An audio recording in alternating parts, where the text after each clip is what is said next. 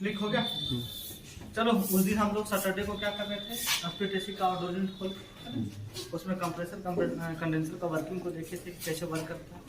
आज हम लोग एसपीटीसी का इंडोर यूनिट को खोल रहे हैं ना, देखेंगे ये कैसे वर्क करता है, दोनों कंबाइंड होकर कैसे वर्क करता है ना। एक इसको बारीक से जानने की कोशिश करेंगे है ना, कोशिश करेंगे समझ जाएंगे। पहले खोलते हैं इसमें, आराम से चीज़ों को देखना।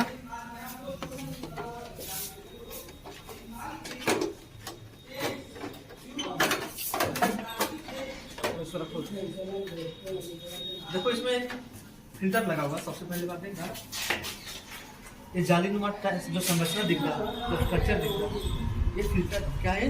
फिल्टर ये करता है जो आउटसाइड का जो एयर के साथ इन करता है, जितना भी डस्ट पार्टिकल्स होता है, डस्ट पार्टिकल्स होता है, किसी भी चीज़ का जो पार्टिकल्स होता है ना, उसको छानने की काम करता है। क्या करने का काम करता है? छानने की काम करता है, फिल्टर करने की काम। ये क्या है? फिल्टर। क्या है? फिल्टर। ये आउटसाइड एयर से जो भी इसमें डस्ट वस्ट आता है तो छानने की काम करता है। बहुत सारा डस्ट लगा हुआ है, आप देखो। इसको फिल्टर को निकालते हैं, ये देखिए आपका फिल्टर, इसको साफ करना। ये क्या है? फिल्टर। इसी के द्वारा एयर को फिल्टर किया जाता है। जो डस्ट एयर में जो पार्टिकल्स होता है, डस्ट पार्टिकल होता है, बैक्टीरिया वगैरह होता है, उसको छानने की काम फिल्टर करता है। ये फिल्टर है, इसको साफ करो।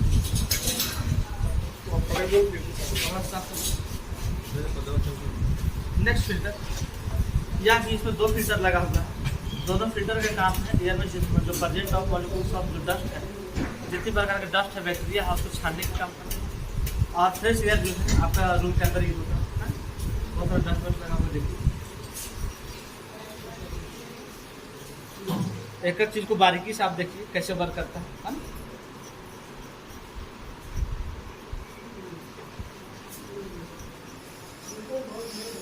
ये सारा डस्ट आपको दिख रहा है, सारा प्रेजेंट था एयर में, तो छानने की काम है ना।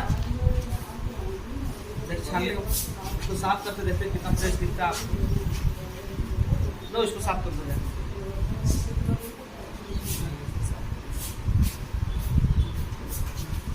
ये स्क्रू से टाइट नहीं रहता है, ये ऐसे ही फिक्स रहता है ड्यू टू बॉटम, है ना। अब मेन पार्ट हम लोग खोलने जा रहे हैं, जो आपका इंडोर यूनिट के अंदर इवापोरेटर लगा हुआ रहता है। सबसे पहले हम लोग इवापोरेटर को खोलते हैं और जानने की कोशिश करते हैं कि हम इवापोरेटर में क्या होता है। खोलिए सामने,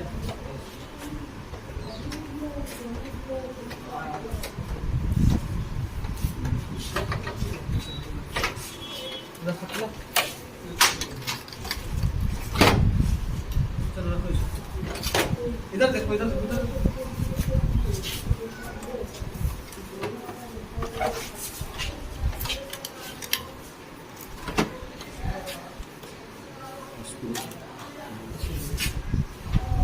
ये आपका इक्वी डिस्ट्रीब्यूटर है, इसी के द्वारा में हवा का मेंटेन किया जाता है, लगातार इक्वी डिस्ट्रीब्यूट किया जाता है।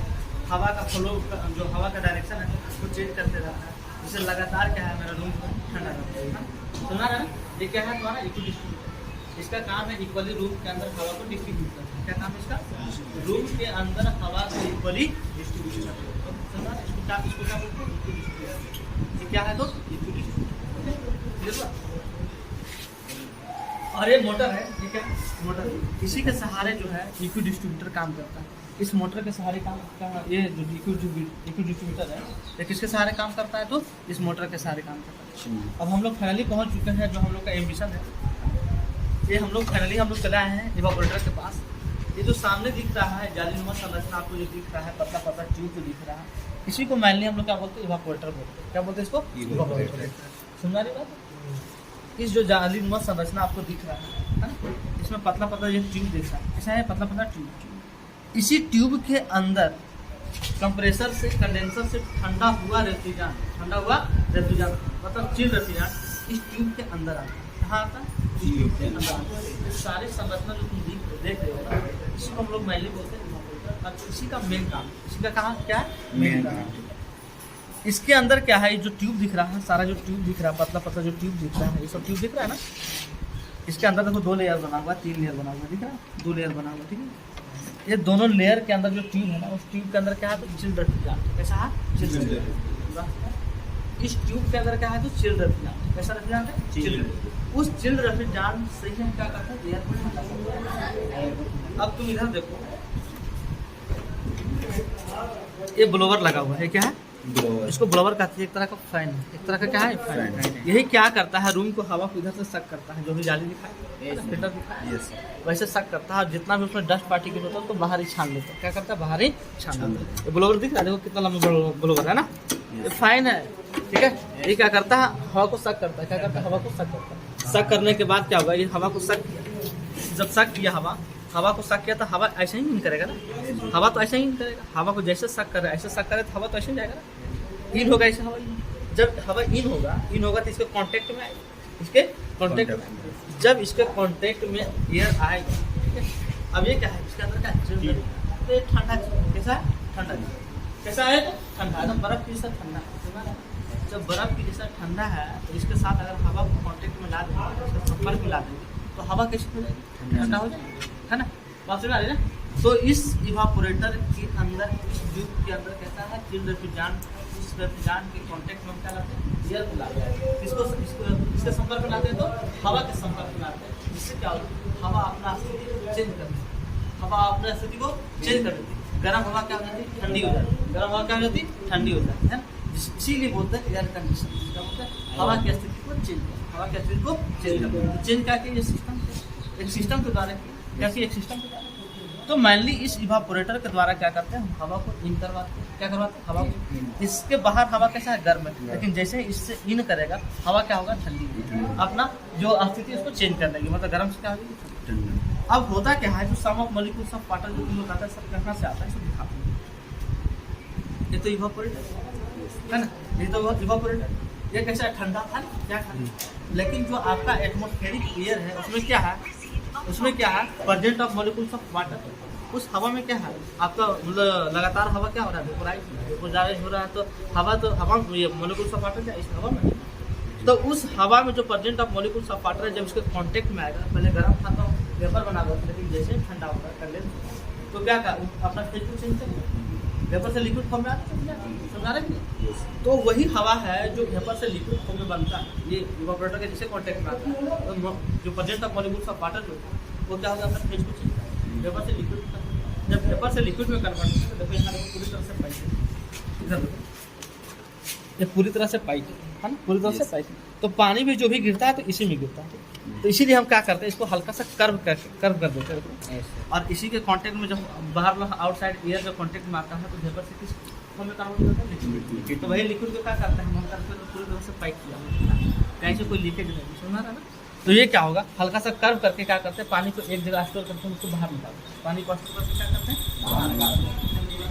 जैसे सारा के सारा इवापोरेटर है, जो आप देख रहे हैं पतला पतला ट्यूब दिख रहा है, ये क्या है, पतला पतला जो ट्यूब दिख रहा है, इस ट्यूब के सहारे क्या होता है, पूरा इस इवापोरेटर के अंदर क्या होता है, रेफ्रिजरेंट सर्कुलेट करता है, जिससे क्या होता है पूरा इवापोरेट क्या होता है, इवापोरेटर क्या होता है, ठंडा होता है, और इसी के कॉन्टेक्ट में एयर को पास करवाते हैं, जिससे क्या होता है जितना एयर पास होगा सब क्या होगा, ठंडा होगा, सारा एयर कैसा हो जाएगा, ठंडा हो जाएगा, है ना। और ये क्या करेंगे, कर्व करके क्या करेंगे, जो भी बात अपना इसके कॉन्टेक्ट में है और अपना फेज को चेंज किया, उसको क्या करेंगे, आजकल बना देंगे पाइप, एक ड्रेनेज पाइप है, क्या करेंगे, जो पानी उसको क्या करेंगे हम बना देते हैं, जैसे पीछे अब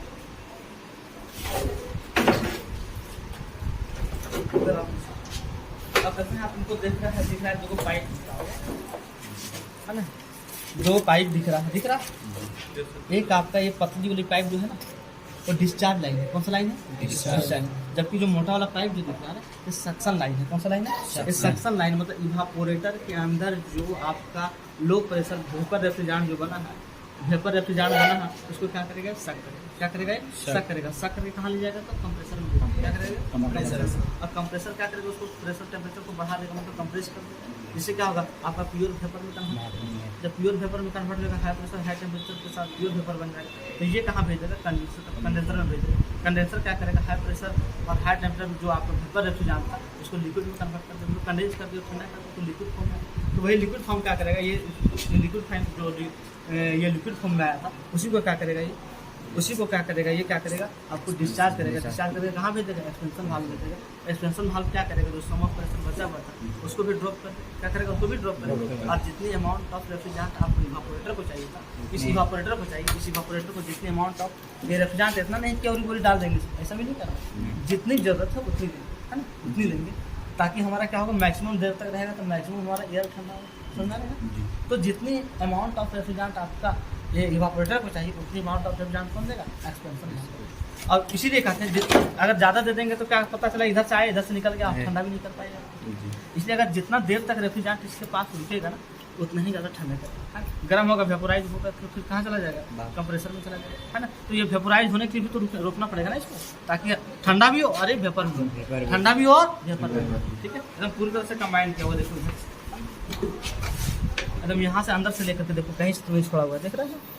ये पूरा का पूरा क्या है, इवापोरेटर है ना, पूरा का पूरा क्या है, इवापोरेटर। ये ट्यूब, इसी ट्यूब के अंदर क्या रहता है, चिल्ड रेफ्रिजरेंट, क्या रहता है, चिल्ड रेफ्रिजरेंट। और इसी के थ्रू क्या करते हैं, एयर को पास करवा देते हैं, जिससे क्या होता है, एयर क्या हो जाती है, ठंडी हो जाती है। ये क्या है आपका इलेक्ट्रॉनिक पार्ट, ये क्या है, हाँ पीसीबी बोलते हैं, ये क्या है, पीसीबी इलेक्ट्रॉनिक्स पार्ट है। इसके द्वारा क्या करते हैं, हम टेम्परेचर को सेंस करते हैं, कितना टेम्परेचर हमको बढ़ाना है, कितना टेम्परेचर घटाना है, कितने हमें रिक्वायर्ड है ना। तो इस इलेक्ट्रॉनिक पार्ट से हम क्या करते हैं, उसको बढ़ाने और घटाने का काम करते हैं। मोटर वगैरह में भी लगा हुआ है, सेंसर वगैरह लगा हुआ है, ये सेंसर ये टेम्परेचर वगैरह को सेंस करता है, ठीक है। टेम्परेचर को क्या करता है, सेंस करता है। ये तो ट्यूब वाला ही है ना, ये भी इसका टेम्परेचर को सेंस करने वाला है ना, ठीक है। आपका इवापोरेटर को टेम्परेचर को सेंस करेगा, तो कोई रूम का टेम्परेचर को सेंस करेगा, है ना, ये रूम का टेम्परेचर को सेंस करेगा, इवापोरेटर को टेम्परेचर को सेंस करेगा, ठीक है। क्या बात सुन रहे हैं, ये इलेक्ट्रॉनिक्स पार्ट है, मेनली इसका काम है, ठीक है। इसी की वजह से हमारा क्या शरीर पूरा ठंडा होता है और लगातार हम लोग ठंडे का मजा लेते हैं, है ना। क्या समझना है चीज़ें, हुआ प्रॉब्लम।